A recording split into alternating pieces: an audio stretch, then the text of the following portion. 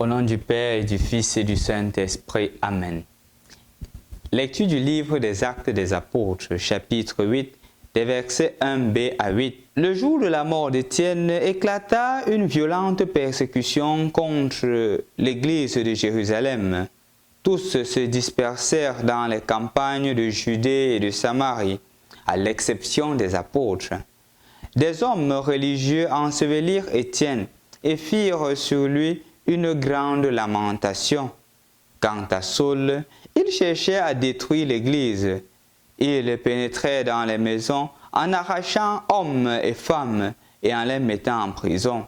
Ceux qui s'étaient dispersés allaient répandre partout la bonne nouvelle de la parole. C'est ainsi que Philippe, l'un des 7, arriva dans une ville de Samarie et là, il proclamait le Christ. Les foules d'un seul cœur s'attachaient à ce que disait Philippe, car tous entendaient parler des signes qu'il accomplissait, ou même ils les voyaient. Beaucoup de possédés étaient délivrés des esprits mauvais qui les quittaient en poussant le grand cri. Beaucoup de paralysés et d'infirmes furent guéris, et il y eut dans cette ville une grande joie. Il y a de cela quelque temps, nous avions vu comment est-ce que les apôtres ont commencé le ministère. Commençant, ils ont eu beaucoup de persécutions, mais après on les a libérés en les interdisant de parler de Jésus, mais ils ont tenu ferme. À cause d'une difficulté dans la première communauté chrétienne, il y a eu justement les femmes, les veuves grecques hébraïques qui se plaignaient que justement le partage du repas n'était pas équitable. C'est là que les apôtres ont choisi 7 diacres pour continuer la mission, parmi lesquels Étienne. Ces jours-ci, nous avons vu comment est-ce que Étienne a été assassiné parce qu'il a parlé de Jésus. C'est justement ce qui cause la difficulté de ces jours-ci. Pourquoi? Tout simplement parce que sa mort crée justement une pagaille. Les gens s'enfuient. On peut encore se dire que est-ce que les gens n'ont pas abandonné Jésus? De la même manière que les apôtres ont fui la persécution, ont fui la mort quand Jésus mourait. Peut-être les disciples ont repris le même chemin. Non. C'est vrai clairement qu'on précise que les apôtres n'ont pas quitté. Ils sont restés fermes. Mais les autres disciples sont partis, mais pas parce qu'ils fuyaient leur vie, mais justement parce qu'ils accomplissaient la parole qui disait que si on ne vous accueille pas dans une ville, allez dans une autre. La preuve, c'est la situation de Philippe. Étienne est décédé. On verra justement dans les jours à venir comment est-ce que le Seigneur utilise Philippe pour annoncer sa parole. D'ailleurs, aujourd'hui, on le voit clairement. Il va en Samarie et il continue la parole de Dieu. On l'a refusé à Jérusalem, mais la parole de Dieu ne doit pas s'arrêter. C'est ainsi qu'il va en Samarie et il continue cette parole, il annonce et les gens croient.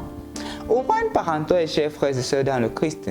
Nous, les missionnaires avériens, c'est un peu la raison pour laquelle, ou du moins, c'est la conséquence de notre présence ici au Cameroun. En effet, nous étions au Burundi. Lorsque nos premiers missionnaires ont été expulsés, nous nous sommes répandus ailleurs, parmi lesquels le Cameroun, le Tchad. Et c'est comme ça que les missionnaires avériens sont arrivés à cause des expulsions. Parfois, les difficultés dans la vie, on les prend comme une finalité ou une fatalité. En fait, il n'en est rien. La difficulté n'est qu'un passage pour quelque chose de plus grand. Quand tu as des moments difficiles dans ta vie, ne te dis pas que c'est la fin, c'est faux. C'est seulement un passage comme un pont qui t'amène à quelque chose de plus grand. Et c'est ce que le Seigneur voudrait te faire comprendre aujourd'hui.